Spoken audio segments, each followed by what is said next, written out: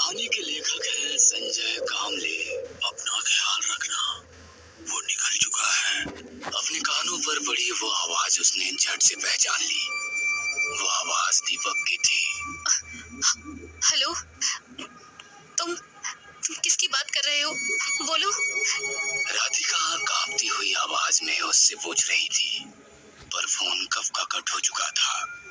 Phone की तरफ देखते हुए उसने वक्त देखा और अपने मोबाइल से मेंटल हॉस्पिटल में फोन लगाया।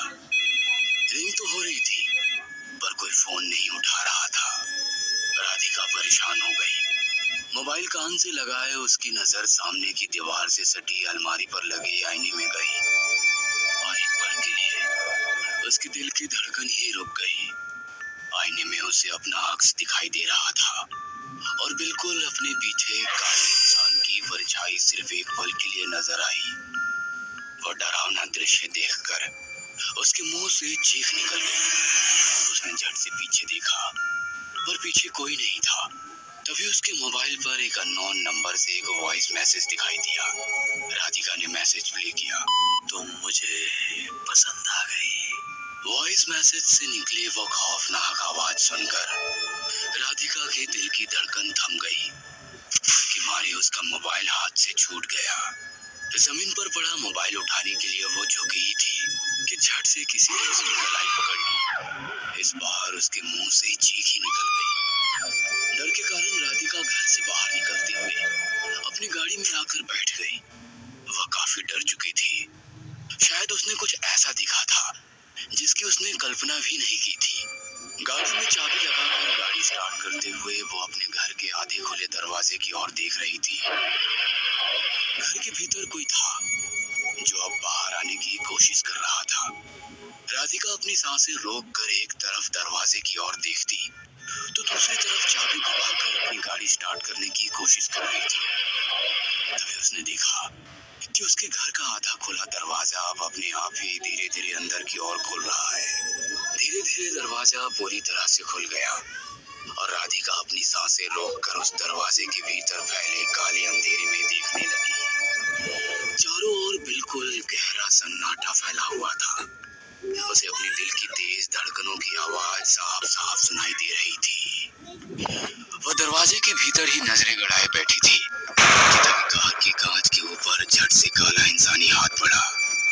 वो मंजर देखकर राधिका के मुंह से जोर से चीख निकली और अगले ही पल उसकी गाड़ी स्टार्ट हो गई। तेजी से गाड़ी भगाते हुए वो अपने घर से दूर जाने लगी। जो उसके साथ हो रहा था वो उसकी कल्पना से परे था। अब इसका जवाब दीपक ही दे सकता था।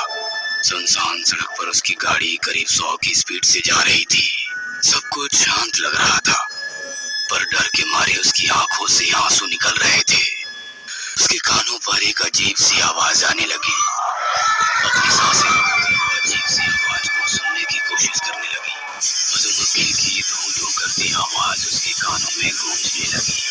उसकी नजर सामने कार के डैशबोर्ड पर गई। एक छोटी सी मधुमक्खी डैशबोर्ड के ऊपर मंडरा रही थी। राधिका ने पास वाली सीट पर रखा न्यूज़पेपर उठाया और एक ही झटके में उस मधुमक्खी को खत्म कर दिया और दूसरा अपनी आंखें सड़क पर गड़ाए तेजी से मेंटल हॉस्पिटल की ओर जाने लगी कि तभी एक बड़ा सा मधुमक्खी का छत्ता कार की खुली खिड़की से अंदर घुस गया। ये सब देखकर राधिका का कार पर से कंट्रोल छूटने लगा। दाएं बाएं सड़क चलते हुए आखिरकार और काफी दूर तक घसीटते जाकर एक जगह रुक गई। सब कुछ एकदम से शांत हो गया। सबसे अजीब बात ये थी कि वहां पर ना कोई मधुमक्खी थी और ना कोई अजीब सी आवाज आ रही थी। कार का दरवाजा खोलकर राधिका बाहर निकली, पर उसे खरोच तक नहीं आई थी। खुद को संभालते हुए देखा तो पीछे वाली सड़क पूरी तरह से खाली थी।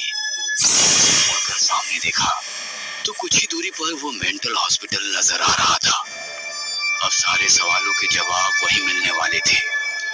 वह मेंटल हॉस्पिटल से अंदर आई, पर काफी सन्नाटा पसरा हुआ था। पूरे अस्पताल में अंधेरा फैला हुआ था।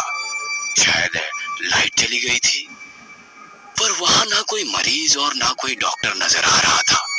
सन्नाटा, बिल्कुल गहरा सन्नाटा चारों ओर फैला हुआ था। कहाँ गए सब? क्या मुसीबत है? उसने मोबाइल शुरू करने के लिए जींस के पॉकेट में हाथ डाला और समझ में आ गया कि उस हाथ से रह गया। काउंटर पर रखे लैंडलाइन फोन से कॉल करने लगी, पर फोन तो बंद पड़ा था। उसे काउंटर के ड्राइव में एक टॉर्च मिल गई। उसने टॉर्च शुरू की, पर वो एकदम से शुरू होते हुए दोबारा बंद हो गई। तभी उसे अपने पीछे किसी की आहट महसूस हो गई। उसने झट से पीछे मुड़कर देखा, पर कोई नहीं था। काले अंधेरे में टॉर्च की रोशनी डालते हुए उसने आवाज लगाई, हेलो, सिक्योरिटी, कोई है? पर उस गहरे सन्नाटे से किसी की आवाज नहीं आ रही थी। दिन रात पागलों की चीख पुकार से गूंजने वाली उस मेंटल हॉस्पिटल में अमावस की रात में किसी शमशान में फैले खौफनाक सन्नाटे की तरह गहरा सन्नाटा फैला हुआ था। डर के मारे राधिका के दिल की धड़कनें तेज हो रही थी। हाथ में लिए टॉर्च की रोशनी वो चारों ओर डालते हुए सिक्योरिटी गार्ड को ढूंढने लगी। पर एक अजीब सी बात उसने नोटिस की। पागलों को बंद करके रखे हर कमरे के दरवाजे की कुंडी टूटी हुई थी। उसने हैरानी से हर दरवाजे पर रोशनी डाली, पर सारे दरवाजे बंद तो थे, पर उनके ऊपर लगी कुंडी टूटी हुई थी। उसने दोबारा आवाज लगाई, सिक्योरिटी, हेलो, कोई है? पूरा अस्पताल खाली पड़ा हुआ था। अपने आप से बुदबुदाते हुए वो खाली वार्ड में चलने लगी। पता नहीं कहाँ गए सबके सब। राधिका की बात खत्म होते ही उसके कानों पर एक हल्की सी आवाज पड़ी, मैं तुम्हारा ही इंतजार कर रहा था। चारों ओर फैले गहरे अंधेरे से आई आवाज ने राधिका को एकदम से डरा ही दिया। उसने झट से टॉर्च की रोशनी आवाज की तरफ डाली, पर कोई नहीं था।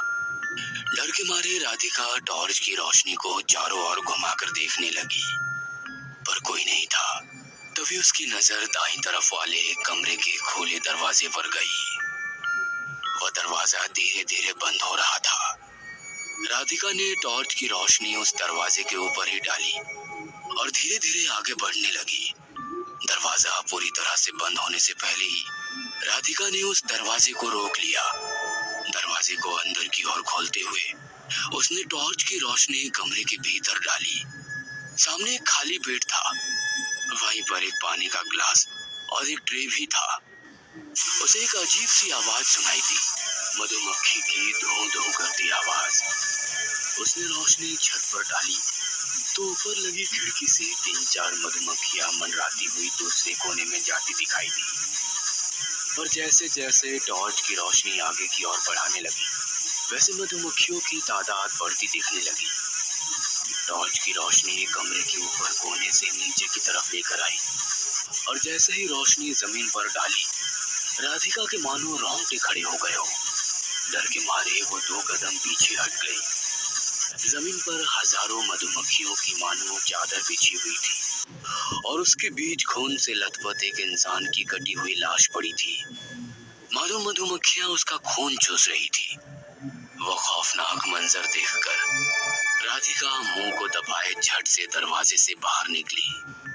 पूरी तरह अंधेरे में डूब चुके उस अस्पताल के वार्ड में राधिका हर कमरे का दरवाजा खोलकर देखने लगी और उसका दिल डर के मारे जोर जोर से धड़कने लगा। हर दरवाजे की कुंडी कुल्हाड़ी से तोड़ी गई थी और हर कमरे में एक मरीज की बुरी तरह से कटी हुई लाश पड़ी थी और उन लाशों का खून चूसने वाली मधुमक्खियां। टॉर्च की सफेद रोशनी में जमीन पर फैले लाल खून में पड़ी वो लाशें देखकर राधिका को उल्टी आने लगी। वह दौड़ती हुई बाथरूम में गई, टॉर्च बाजू में रखकर लगातार उल्टियां करने लगी। तभी उसे अपने पीछे फैले अंधेरे में से अजीब सी आवाज आने लगी, डरो मत, वो आने वाला है। उस डरावनी आवाज से राधिका के रोंगटे खड़े हो गए। उसने कांपते हाथों से टॉर्च उठाया, पर टॉर्च बंद पड़ गई थी। वह लगातार कोशिश करने लगी, पर टॉर्च शुरू नहीं हो रही थी। चारों ओर फैले अंधेरे से घसीटने की आवाज आने लगी। वो आवाज धीरे धीरे तेज होने लगी। आवाज से लग रहा था जैसे अस्पताल के वार्ड से कोई चलते हुए धीरे धीरे उस राधिका अपने डर पर काबू रखते हुए लगातार टॉर्च शुरू करने में जुटी थी, पर कुछ देर में वो आवाज कम होते होते बंद हो गई। डर के कारण राधिका का दिल जोर जोर से धड़क रहा था। गुस्से से उसने जोर से टॉर्च पर हाथ मारा और झट से टॉर्च शुरू हो गई। अब वो किसी भी तरह यहाँ से बाहर निकलना चाहती थी कि तभी उसके कानों पर दोबारा एक आवाज पड़ी। जमीन पर किसी लोहे के औजार घसीटने की हल्की सी आवाज उसके कानों में गूंजने लगी। उसने आवाज की और देखा। आवाज एक कमरे से आई थी। दरवाजे पर रोशनी डालते हुए वो कमरे के पास पहुंच गई। दरवाजे को हल्के से धक्का दिया तो वो अंदर की ओर खुल गया। उसने टॉर्च की रोशनी कमरे के भीतर डाली तो कमरे के एक कोने में उसकी तरफ पीठ करके खून से लथपथ एक शख्स बैठा था। वह जमीन पर लगातार कुछ घिस रहा था। पूरी जमीन पर खून ही खून बिखरा हुआ था। उसकी ओर देखते हुए राधिका कुछ बोलती कि तभी वो शख्स बोलने लगा, आखिरकार तुम यहाँ आ गई। खून से उसका शरीर पूरी तरह से लाल हो चुका था। कौन हो तुम? राधिका की कांपती हुई आवाज को सुनकर उसने अपनी गर्दन धीरे से राधिका की तरफ घुमाई। राधिका पहचान गई, वो दीपक था। उसके चेहरे पर एक अजीब सी मुस्कुराहट फैली हुई थी।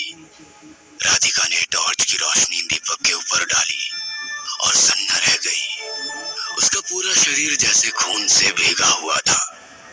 चारों ओर काला अंधेरा और उस अंधेरे में जमीन पर बैठे दीपक के ऊपर पड़ी टॉर्च की सफेद रोशनी में उसका वो रूप काफी डरावना लग रहा था। उसकी तरफ देखते हुए कांपती हुई आवाज में राधिका ने पूछा, दीपक, तुम? ये सब किसने किया? राधिका की डरी सहमी आवाज को सुनकर दीपक ने एक हाथ से इशारा करते हुए कहा, क्या हुआ? इतनी डरी हुई क्यों हो? इतनी सारी लाशें, ये खून देखकर कोई भी डर जाएगा। मतलब तुम इंसान हो? अब तक राक्षस नहीं बनी तो उसका स्वागत कैसे करोगी? राक्षस नहीं बनी मतलब? और किसका स्वागत? ये सब क्या बकवास कर रहे हो? हाँ, इन मासूम लोगों का बहता खून, जमीन पर लोगों की बिछी लाशें, ये सब देखकर तुम खुश नहीं हुई? मतलब तुम अभी राक्षस नहीं बनी? उसकी अजीब सी बातें सुनकर राधिका को गुस्सा आ गया। तुम पूरी तरह से पागल हो गए हो। पागल नहीं, राक्षस तुम भी बनोगी। मैं? वो कैसे? मौत किसी की भी हो, अगर किसी बेगुनाह की मौत से खुशी मिलती है तो समझ लो तुम अब राक्षस हो चुकी हो। इंसानों का बहता खून, सरेआम लोगों की हत्याएं, लड़कियों पर, औरतों पर बर्बरता से रेप, ये देखकर, उनकी दर्दनाक चीखें सुनकर तुम्हें मजा आने लगे तो समझ लेना तुम राक्षस बन गई हो। मतलब तुम राक्षस बन गए हो और इसीलिए तुमने इन मासूम लोगों को मार डाला? हाँ, उसकी सेवा के लिए। अब वो धरती पर आने वाला है तो जो उसे पसंद है वो तो करना ही होगा ना। दीपक की डरावनी बातें सुनकर राधिका का सिर चकरा गया। अपने डर पर काबू रखते हुए उसने पूछा, कौन आने वाला है? शैतान, राक्षस, असुर। क्या बात कर रहे हो? दीपक ने बेखौफ होकर पूछा तो कांपती हुई आवाज में राधिका बोली, ये सब करते वक्त तुम्हें सिक्योरिटी गार्ड ने नहीं रोका? सिक्योरिटी ने रोकने की कोशिश तो की, पर इतना कहकर दीपक के चेहरे पर अजीब सी मुस्कुराहट फैल गई। अपनी गर्दन को थोड़ा मोड़ते हुए ऊपर की तरफ नजरें घुमाई। राधिका ने भी टॉर्च की रोशनी छत की तरफ डाली और खौफनाक मंजर देखकर जैसे उसकी जान ही हलक तक आ गई, क्योंकि दोनों गार्ड की सिर कटी लाशें छत से उल्टी लटक रही थी। गर्दन से टपकने वाली खून की बूंदें जमीन पर फैली हुई थी। राधिका ने अपने एक हाथ से अपने मुंह को दबाए रखा ताकि चीख ना निकले।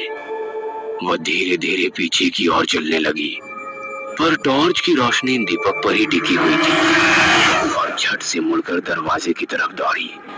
वह दरवाजा खोलने की कोशिश कर रही थी, पर दरवाजा लॉक हो चुका था। अब वो पूरी तरह से अस्पताल में फंस चुकी थी। तभी एक अजीब सी डरावनी आवाज उसके कानों पर पड़ी। उसने टॉर्च की रोशनी उस कमरे के दरवाजे पर डाली जिसके भीतर दीपक था। उसकी निगाहें दरवाजे पर ही टिकी हुई थी। सांस रोककर वो दरवाजे की ओर देख रही थी। वह दरवाजा धीरे धीरे बंद होने लगा, पर पलक झपकते ही दीपक राधिका के सामने आ गया, जैसे वो उसके पास नीचे जमीन पर बैठा हुआ था।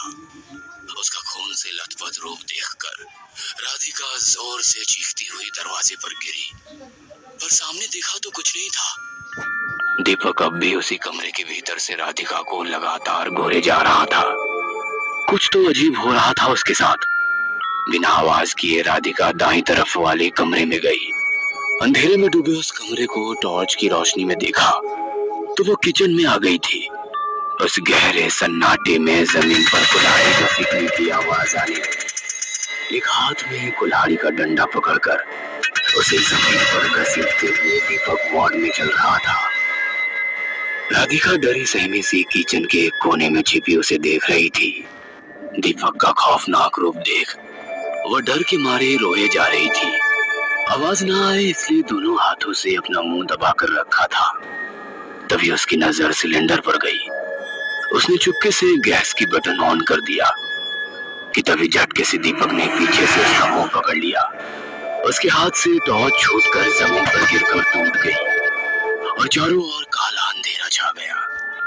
दोपहर 1 बजे के करीब जमीन पर बेहोश पड़ी राधिका को 2 अस्पताल के कर्मचारियों ने स्ट्रेचर पर रख दिया और एम्बुलेंस की तरफ चलने लगे। दीपक की कटी हुई लाश वहीं जमीन पर पड़ी थी। कुछ पुलिसकर्मी मेंटल अस्पताल में छिपी लाशों का पंचनामा कर रहे थे। उस मेंटल अस्पताल के बाहर लोगों की काफी भीड़ नजर आ रही थी। 2 महीने बाद रात के करीब 10 बजे होंगे। एक अस्पताल से निकलकर राधिका अपनी कार में बैठकर घने जंगल से तेजी से गुजरने लगी। तभी एक हिरन का मासूम बच्चा दौड़ते हुए उसकी कार से टकराया। राधिका ने कसकर ब्रेक लगाया। कार के पहिए रोड पर कुछ दूर जाकर रुक गई। सब कुछ शांत हो गया। अचानक घटे इस घटना से उसके दिल की धड़कन तेज हो गई और कार का दरवाजा खोलते हुए वो बाहर आई। पीछे देखा तो सड़क के बीचों बीच वह हिरन का बच्चा खून से लथपथ होकर जख्मी हालात में छटपटा रहा था। वह तेजी से चलते हुए उसकी तरफ गई, पर तब तक उसकी छटपटाहट बंद हो गई थी। वह मासूम हिरन का बच्चा मर चुका था। नम आंखों से उसे देखते हुए जमीन पर फैला उसका खून हाथ से छूकर देखने लगी। उस लाल खून को अपनी डरी सहमी आंखों से देखते झट से खड़ी हो गई, पर अगले ही पल उस लाल गाढ़े खून देखकर हल्के से मुस्कुराते हुए अपनी जीभ से चाट लिया और खून से सने हाथ को अपने पेट पर घुमाते हुए मुस्कुराकर बोली, तुम्हें भी अब भूख लग रही होगी ना? और एक पल में उसके दिमाग में दीपक की सारी बातें घूमने लगी। तुम उसे पसंद आ गई हो, वो आ रहा है, उसे खून पसंद है। और किचन में दीपक ने उसका दबा लिया। मुस्कुराते हुए राधिका अपनी कार में बैठ गई और अपने पेट पर हाथ घुमाते हुए बोली, राक्षस आने वाला है। रात के अंधेरे में उसकी कार काले घने जंगल के भीतर जाने लगी।